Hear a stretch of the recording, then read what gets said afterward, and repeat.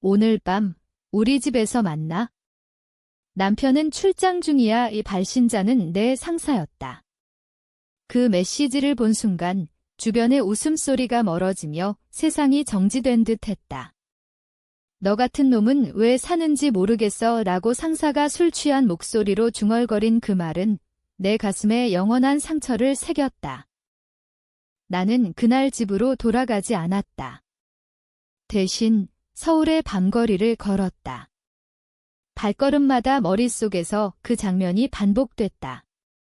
아내 지은과 상사 민준의 관계. 얼마나 오래됐을까? 내가 모르는 사이에 그들은 얼마나 많은 밤을 함께 보냈을까? 나는 결혼 5년 차, 평범한 회사원이었다. 지은은 대학 시절 만난 여자, 내 유일한 지지자라고 믿었다. 민주는 내 멘토, 승진을 약속하며 나를 키워준 사람. 그런데 그 모든 게 거짓이었다. 집에 도착했을 때 지은은 평소처럼 저녁을 차리고 있었다. 오빠, 늦었네. 피곤해. 그녀의 미소가 역겨웠다. 나는 아무 말도 하지 않았다. 그냥 고개를 끄덕이고 샤워실로 들어갔다. 뜨거운 물줄기가 얼굴을 때릴 때 눈물이 흘렀다. 왜 나일까? 내가 부족했나? 아니, 그건 핑계다. 그들은 선택한 거다. 나를 배신하는 걸? 그날부터 나는 변했다. 출근길 지하철에서 사람들을 관찰하기 시작했다. 모두가 가면을 쓰고 사는 듯 했다. 나도 그랬다. 사무실에서 민준을 마주칠 때마다 미소를 지었다. 팀장님, 오늘도 수고하세요. 내 목소리는 평소와 다름없었다.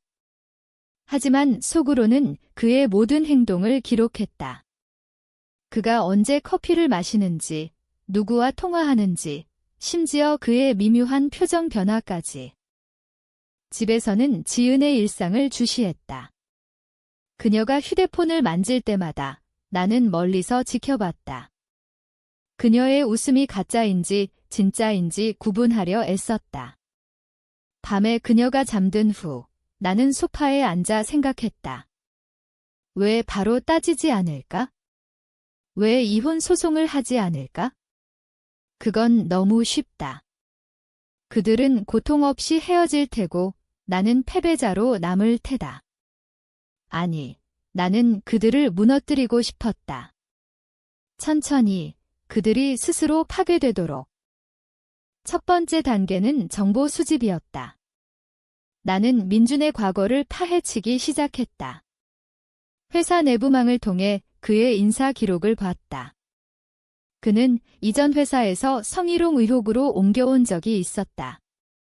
증거는 없었지만 힌트였다.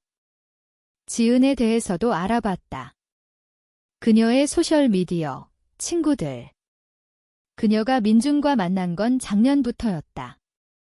증거는 메시지뿐이었지만 더 필요했다. 나는 매일 일기를 썼다. 아니, 복수 계획서였다. 오늘 민주는 점심에 김 과장과 골프 약속을 잡았다. 지은은 저녁에 친구와 만나러 나갔다. 이런 식으로. 쓰면서 내 마음이 차가워지는 걸 느꼈다. 처음엔 분노가 끓었지만 이제는 차가운 계산이 됐다. 나는 잠을 줄였다. 새벽에 일어나 운동했다. 몸을 단련하는 건 정신을 단련하는 거였다. 어느 날 회사에서 민준이 나를 불렀다. 재훈아, 요즘 좀 피곤해 보이네. 무슨 일 있나? 그의 눈빛에 걱정이 스쳤지만 나는 속으로 웃었다. 내가 걱정할 게 뭐 있나? 아니에요, 팀장님. 그냥 일이 바빠서요. 나는 대답하며 그의 약점을 더 캐냈다. 그는 회사 자금을 조금씩 빼돌리고 있었다. 작은 액수지만 증거가 쌓이면 큰일이었다. 집에서 지은이 물었다. 오빠, 요즘 왜 그렇게 조용해? 사랑해. 그녀의 목소리에 불안이 섞였다. 나는 그녀를 안고 말했다. 당연하지. 영원히 하지만 내 손은 떨렸다. 이 가짜 애정이 나를 갉아먹고 있었다. 나는 매일 스스로를 설득했다. 참아. 기다려. 때가 올 거야. 복수의 첫 씨앗을 심은 건 익명 제보였다. 나는 회사 감사팀에 민준의 자금 유용 의혹을 알렸다. 증거는 없었지만 조사가 시작됐다. 민준의 얼굴이 창백해졌다. 그는 나를 의심하지 않았다. 왜냐하면 나는 여전히 그의 충성스러운 부하 직원이었으니까. 지은에게는 작은 거짓말을 했다. 회사에서 민준 팀장님이 스트레스 받으신대. 너도 조심해. 그녀의 눈에 동요가 스쳤다. 이 과정에서 나는 변했다. 거울을 볼 때마다 낯선 얼굴이 보였다. 웃음이 사라지고 눈빛이 날카로워졌다. 친구들이 물었다. 재훈아, 무슨 일 있냐? 나는 아무것도 라고 대답했다. 하지만 속으로는 생각했다. 이 고통을 견디는 게 나를 강하게 만들고 있어. 임랭 콩큐도옥 AI, 이제 내가 행동할 차례다. 민준의 조사가 깊어지면서 그는 지은에게 연락을 줄였다. 그녀는 불안해 보였다. 나는 그 틈을 이용했다. 지은아, 요즘 민준 팀장님 이상하지? 무슨 일 있는 것 같아. 그녀는 대답을 피했다. 나는 속으로 쾌감을 느꼈다. 하지만 동시에 공허했다. 이게 정말 복수인가? 아니면 나 자신을 파괴하는 건가? 민준의 조사가 본격화됐다. 회사에서 소문이 돌기 시작했다. 팀장님, 자금 문제로 감사받는데 동료들이 수근거렸다. 나는 멀리서 지켜봤다. 그의 책상 위 서류가 어질러져 있고 전화가 잦아졌다. 그는 나를 불렀다. 재훈아, 너는 나 믿지? 그의 목소리에 절박함이 묻어났다. 나는 고개를 끄덕였다. 물론이요, 팀장님. 하지만 속으로는 그의 약점을 더 파고들었다. 집에서 지은은 점점 불안해졌다. 그녀의 휴대폰을 몰래 확인했다. 민준과의 메시지가 줄었지만 여전히 조심해라는 말이 남아 있었다. 나는 그걸 사진으로 찍었다. 증거로. 밤에 그녀가 울면서 말했다. 오빠, 나 요즘 스트레스 받아. 나는 그녀를 안아주며 속으로 생각했다. 내 고통은 이제 시작이야. 복수의 두 번째 단계는 관계 조작이었다. 나는 민준의 아내를 만났다. 우연을 가장해. 카페에서 안녕하세요. 남편분 회사 동료예요 라고 인사했다. 그녀는 친절했다. 나는 슬쩍 물었다. 팀장님 요즘 바쁘신가 봐요. 집에 늦게 오시나요? 그녀의 표정이 굳었다. 씨앗을 심은 거다. 그녀가 의심하기 시작할 테니까. 지은에게는 친구를 이용했다. 그녀의 절친 수진에게 익명으로 메시지를 보냈다. 지은이 민준과 바람피는 거 알아. 수진은 지은에게 물었을 테고 지은은 부정할 테다. 하지만 의심은 남는다. 나는 매일 그들의 반응을 관찰했다. 민준은 회사에서 짜증을 부렸다. 이 새끼들, 누가 제보한 거야? 그의 화가 나를 자극했다. 이 과정에서 내 마음이 뒤틀렸다. 처음엔 분노였지만 이제는 즐거움에 가까웠다. 그들의 고통을 보는 게 만족스러웠다. 하지만 밤에 혼자 있을 때 죄책감이 밀려왔다. 내가 괴물이 되고 있는 건가? 왜 그만두지 않을까? 나는 스스로를 설득했다. 그들은 나를 파괴했어. 이건 정의야. 민준의 조사가 깊어지자 그는 나를 의심하기 시작했다. 재훈아, 너 최근에 이상하지 않아? 그의 눈빛이 날카로웠다. 나는 태연하게 대답했다. 무슨 말씀하세요? 하지만 속으로는 긴장했다. 그는 똑똑했다. 단순한 복수가 아니라는 걸 눈치챌 수 있었다. 나는 계획을 수정했다. 더 조심스럽게. 지은과 민준의 만남이 줄었다. 하지만 그들은 여전히 연락했다. 나는 그들의 약점을 더 캐냈다. 민준은 회사에서 프로젝트를 조작하고 있었다. 데이터를 위조한 증거를 찾았다. 나는 그걸 익명으로 감사팀에 보냈다. 이번엔 증거가 있었다. 민준의 얼굴이 일그러졌다. 집에서 지은이 물었다. 오빠, 민준 팀장님 일 때문에 회사 분위기 어때? 그녀의 목소리가 떨렸다. 나는 글쎄, 큰일 날 수도 있어 라고 대답했다. 그녀의 눈에 공포가 스쳤다. 나는 그 순간 내 손이 더러워지는 걸 느꼈다. 하지만 멈출 수 없었다. 복수가 진행될수록 나는 고립됐다. 친구들과 멀어졌다. 가족 모임에서도 웃지 않았다. 어머니가 물었다. 아들아, 무슨 일이니? 나는 아무것도요 라고 대답했다. 하지만 속으로는 생각했다. 이 고독이 복수의 대가야? 민준의 아내가 이혼을 요구했다. 소문이 돌았다. 그녀가 민준의 외도를 알게 됐다고. 나는 멀리서 웃었다. 지은은 집에서 울었다. 오빠, 나 무서워. 나는 그녀를 위로하며 속으로 말했다. 내가 선택한 길이야? 이 단계에서 나는 변했다. 감정이 무뎌졌다. 그들의 고통이 내 연료가 됐다. 하지만 가끔 옛 추억이 떠올랐다. 지은과 결혼식 날, 민준의 축하 인사, 그게 다 거짓이었나? 나는 도두했다. 정말 계속할까? 하지만 그 도두는 짧았다. 나는 이미 너무 멀리 왔다. 민준의 해고가 임박했다. 회사에서 공식 조사가 발표됐다.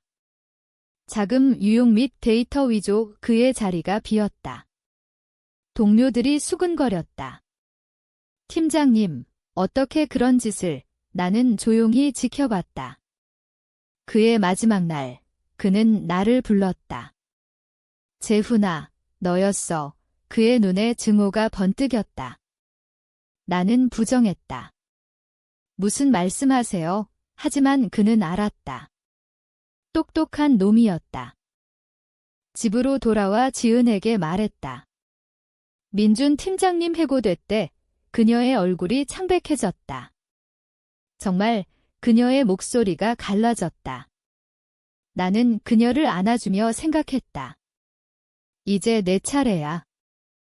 복수의 세 번째 단계는 사회적 고립이었다. 나는 민준의 지인들에게 소문을 퍼뜨렸다. 익명 게시판에 전직 회사원, 외도와 비리로 해고라고 썼다. 증거 사진을 첨부했다. 소문은 빠르게 퍼졌다. 그의 친구들이 멀어졌다. 민준은 술에 취해 전화했다. 얘야, 이 새끼야. 내가 한 짓이야. 나는 모르는 소리라고 끊었다. 지은에게는 그녀의 가족을 이용했다. 그녀의 어머니에게 익명 편지를 보냈다. 딸이 유부남과 바람피고 있어요. 어머니가 지은을 불렀다. 지은은 울면서 돌아왔다. 오빠, 엄마가 이상한 소리 해. 나는 무슨 소리? 라고 물으며 속으로 쾌감을 느꼈다. 이 과정에서 내 정신이 피로해졌다. 매일 악몽을 꿨다. 그들의 얼굴이 나타나 비웃었다.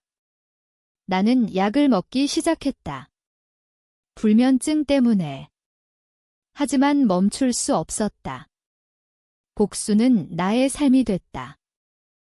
민준이 이혼 소송을 당했다. 그의 아내가 모든 걸 알았다.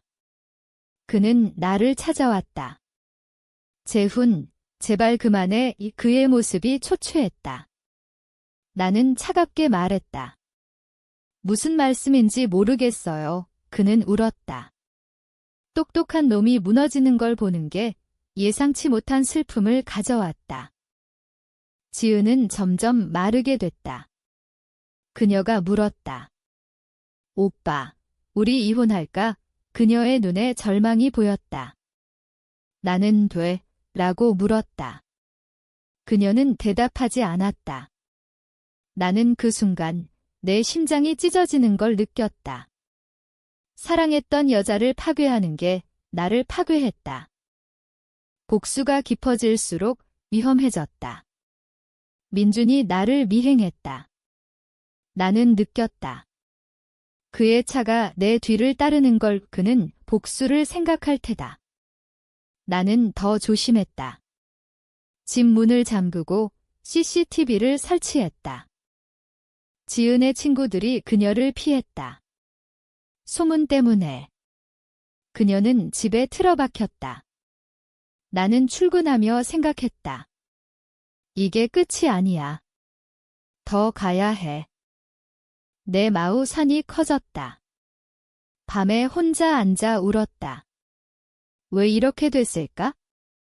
하지만 그들은 나를 먼저 배신했다. 나는 계속했다. 민준의 재취업이 실패했다. 소문 때문에. 그는 알코올 중독이 됐다. 지은은 우울증 약을 먹기 시작했다. 나는 그들의 고통을 보며 만족과 공허를 동시에 느꼈다.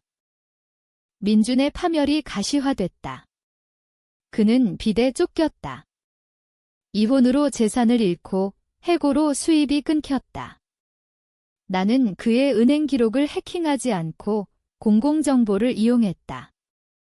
그의 집이 경매에 나왔다. 소문이 돌았다. 민준, 완전히 망했대. 지은은 집을 나갔다. 그녀의 어머니 집으로. 그녀가 짐을 쌀 때 나는 물었다. 왜 가? 그녀는 울며 말했다. 오빠, 나 미안해. 그녀가 고백한 순간이었다. 민준 오빠와. 미안, 나는 차갑게 말했다. 알아. 복수의 네 번째 단계는 법적 조치였다. 나는 이혼 소송을 준비했다. 증거를 모아 변호사에게 갔다. 외도 증거예요. 변호사는 고개를 끄덕였다. 지은은 충격받았다. 오빠, 제발. 민준에게는 고소를 했다. 회사 비리 관련. 익명이었지만 내 손길이 닿았다. 그는 경찰 조사를 받았다. 그의 삶이 무너졌다. 이 과정에서 나는 텐넨해졌다. 지은의 눈물을 보며 미안함을 느꼈지만 억눌렀다. 그녀가 선택한 거다. 민준이 나를 찾아왔다. 재훈, 그만해. 내가 잘못했어. 그는 무릎 꿇었다. 나는 늦었어 라고 말했다. 그의 눈에 절망이 보였다. 지은의 이혼 소송이 시작됐다. 법정에서 그녀는 울었다. 판사는 증거를 봤다. 나는 승소할 테다. 사라지는 걸 느꼈다. 거울에서 괴물을 봤다. 하지만 멈출 수 없었다. 민준의 재판이 열렸다. 그는 유죄 판결을 받을 테다. 지은은 가족과 멀어졌다. 나는 밤에 생각했다. 이게 복수인가? 아니면 자멸인가? 이혼이 확정됐다. 지은은 모든 걸 잃었다. 재산 분할로 그녀의 몫은 적었다. 그녀는 어머니 집에서 살지만 소문으로 이웃들이 피했다. 그녀가 전화했다. 오빠, 용서해줄 수 없어. 나는 아니라고 끊었다. 민주는 감옥에 갈 뻔했지만 집행유예를 받았다. 하지만 그의 삶은 끝났다. 직업, 명예, 모든 게. 복수의 5번째 단계는 최종 타격이었다. 나는 그들의 관계를 공개했다. 소셜미디어의 익명으로. 유명 회사원의 외도 스캔들 사진과 증거. 소문이 폭발했다. 민주는 자살 시도를 했다. 병원에 입원했다. 지은은 정신과 치료를 받았다. 나는 그 소식을 들으며 만족감을 느꼈다. 하지만 동시에 공허했다. 내 삶은 뭐지? 내 도두가 커졌다. 정말 이게 옳았나? 하지만 후회는 없었다. 민준이 퇴원 후 나를 찾아왔다. 너도 언젠가 후회할 거야. 이 그의 말은 위협이었다. 지은은 해외로 떠났다. 하지만 소문은 따라갔다. 나는 새 삶을 시작했다. 하지만 밤마다 악몽. 모든 게 끝났다. 민주는 거리에 나앉았고 지은은 고독 속에 살았다. 나는 자유로웠다. 하지만 내 마음은 텅 비었다. 그들의 고통이 내게 돌아왔다. 나는 변했다. 더 이상 예전의 내가 아니었다. 이게 승리인가? 아니면 모두의 패배인가?